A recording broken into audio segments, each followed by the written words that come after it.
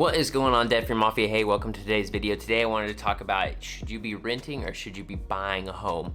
That's a really great question. A lot of people don't have a great answer to, but I hopefully can provide you with just a little bit of insight on what I think you should do given your scenario.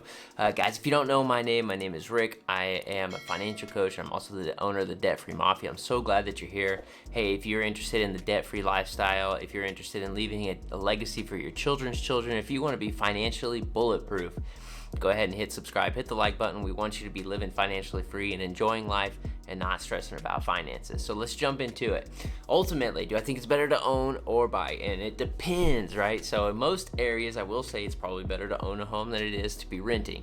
However, there are certain areas around the country where it makes a little more sense to be renting for the time being. But I want to go over pros and cons of both owning a home and renting, just for you to be thinking about. So if you have pen and paper and you want to mark this stuff down as we're going through it, go for it. But if not, I'm just going to talk through it. Feel free to use this video later whenever you start to get closer to making a decision too. So, all right, so let's talk about owning a home. So I am a homeowner, and I've also rented. So I've been in both. I've owned two homes and I've rented from multiple different places, right? So I can talk about both of these. These are all things that I've experienced. So let's talk about owning a home. What are the pros to owning a home? And you've probably thought about a lot of these, but I'm going to kind of go through these. I've got 6 different things that I think are pretty significant, and that's going to be, number one is going to be having a stable payment, right? You don't have to worry about it being increased as long, there are some things that might increase your house payment, such as property taxes or potential FHA implications, or flood insurance could change.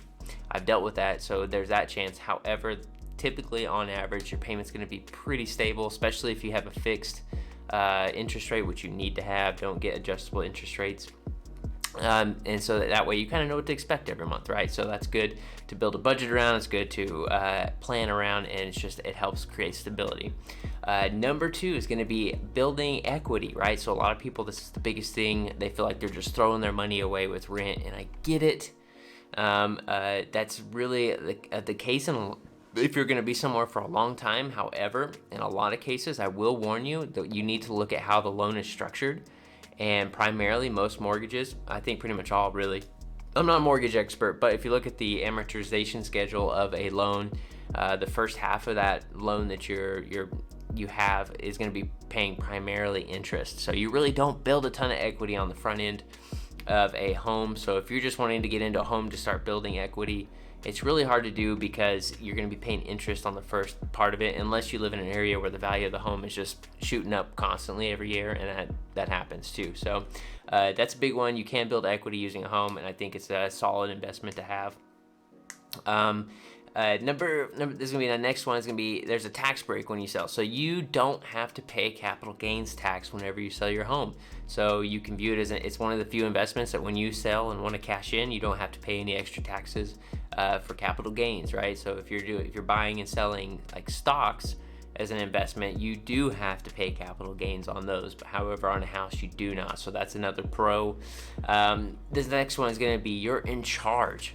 You own the home, right? You're the king or the queen of your castle. If you want to drill in the walls and hang that picture that your other apartment wouldn't let you hang pictures, or do something crazy like that, or change the carpet, or paint the walls the color that you want to, you're welcome to do that, because it's your home, right? So that's another big one. I love that. I love being a homeowner. I love making the place my own, right? So it's really cool.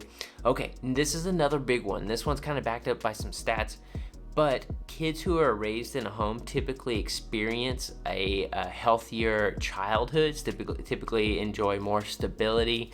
The moving around of renters is a real thing, and it creates just a little bit of tension and some negative side effects in raising a child. And I get it. I know a lot of you are probably renting and just trying to get by with your kiddos, and I'm not trying to make you feel bad, but I want it to be a goal of yours to get a house if you do have kiddos, because as parents, we definitely want to provide our children with the best things possible, and statistically a house helps with that. Okay, this is going to be the last one. It's typically cheaper than renting, and I'm going to show you guys here in a little bit why that is. So you can see on a graph why it's cheaper than renting, typically, not all the time, but typically. So those are all the pros of owning a home that I could come up with. Some cons. Let's talk about cons.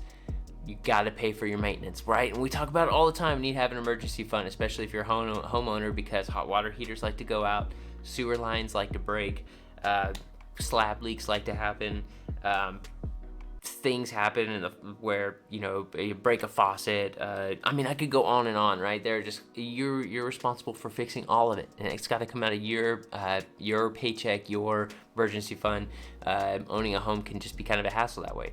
Also, another one is going to be risk of decreasing value. Now, there is a real chance that if you pick a bad location or a bad neighborhood or an area that's not growing properly or has bad education, and the list goes on.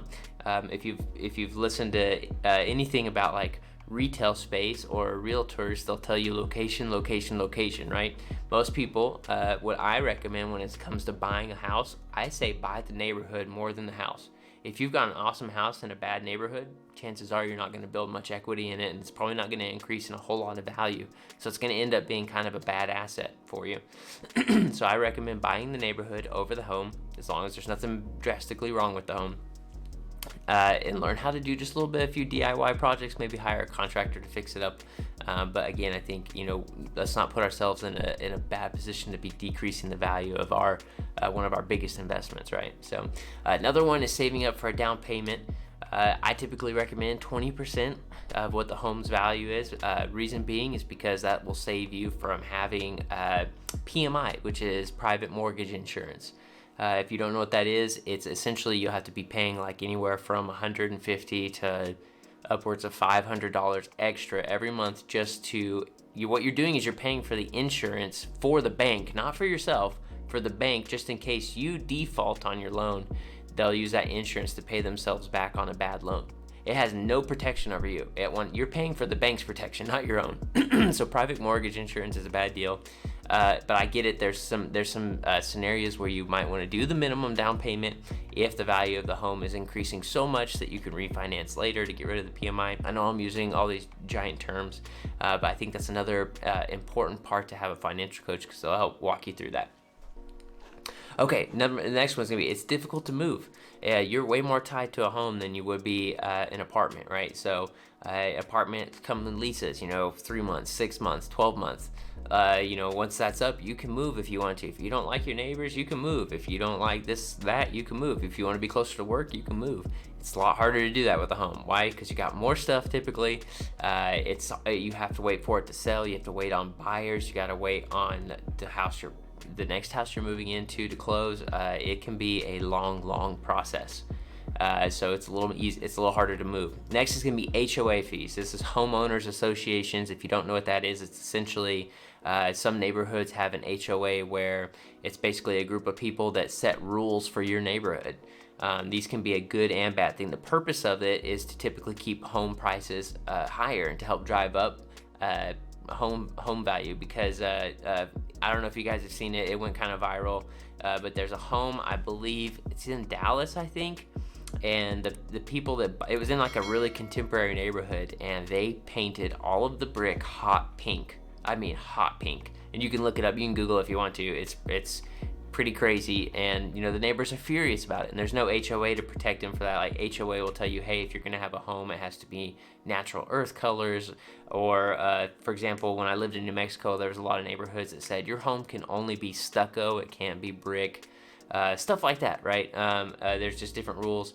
A negative part of having an HOA is if there's somebody on there or a rule if there's a rule you don't like, you still have to follow it. If there is somebody on there, the board, that personally doesn't like you, it can cause a lot of problems for yourself. So I've been a part of an HOA. They can be annoying. They send you letters when you're not mowing your grass, stuff like that. Next is property taxes. You do have to pay your property taxes. When you're renting, you do not have to pay property taxes. So, all right, next one. I'm going way too long, so I'm going to kind of run through the renting stuff real quick, because I really want to show you guys a good asset when trying to make your decision. So, renting. You are not stuck with an asset that could be depreciating. We talked about your home could be in a bad spot and you could start losing your investment. You don't have to worry about that with renting. If things break, you don't have to pay for them, right? The one thing that does stink is you have to wait on the maintenance to come and fix it, right? So when it's your home, you can start to fix it or have somebody come over quicker if you want. However, when you're kind of at the mercy of the apartment complex or whoever you're renting from.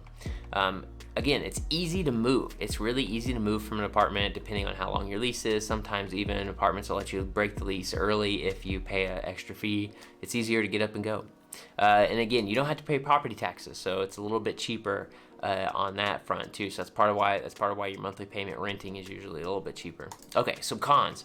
There's a chance that your rent could increase. Thankfully, the last apartment we were renting from while we were living in Denver, we left. I think we were paying like $1,300. It was like super expensive. It was ridiculous. And we moved back to Texas, but I think shortly after we moved back to Texas, they bumped it up to like something like $1,600 or $1,700. I mean, like, imagine like all of a sudden now you got an extra $400 missing from your bank account every month because you're having to pay more in rent, right? And that doesn't happen like that. That kind of jump doesn't happen owning a home if you have a fixed interest rate. You can't build equity. That means basically you can't turn around and sell the apartment and make, the money that you've invested into it, right?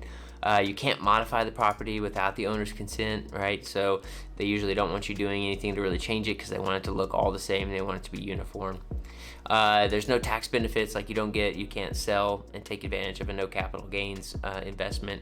And then the last one is that you really, since you're not building up any equity in this home, you really need to be very, very disciplined on investing because since you're not building up any kind of investment, and you need to be very active at investing while renting because since you're not building up equity in a home, you need to be building up some sort of investment somewhere else. So you do have to be very disciplined while renting. So that's my pro and con list for both of those. I hope that kind of helps you make a little bit of a decision. I want to show you this real quick because I think this is very helpful. This is at nerdwallet.com. Let me share my screen real quick. This is a really good kind of breakdown of what you could be expecting. Let's say you do save up close to $20,000. 50 is just an even number. You got $300,000 home, 3% interest rate, 15 years. You're gonna break even after year 9. So after year 9, you're gonna be spending more on rent, which is $115,000. Buy is gonna be $112,000. So you're gonna actually be spending a lot less long term paying for a loan, paying for a house than you would be renting, right? So this would actually cut off after 15 years since it's a 15-year mortgage. I don't know why they show all 30, but look, you'll save a little bit in the long run buying versus renting. Really, they're very similar. However, at year 15, you own that home, right? So you have $300,000 to your net worth. When renting, you wouldn't have anything. So this is a really good calculator if you want to go use it out. I'll put the link in the bio so you can go and check it out. I hope this was helpful for you. I hope that this kind of brings some clarity to what you want to be doing. Again, let me know in the comments below. Are you more of a renter? Are you more of a buyer? What's your favorite thing about each, or what's your favorite thing about what you prefer? I know some people that just like to rent because the idea of owning a home is just a lot of work, and I get that. So let me know in the comments below. Again, if you wouldn't mind, hit the subscribe button, hit the like button. We'd love for you to be a part of the mafia.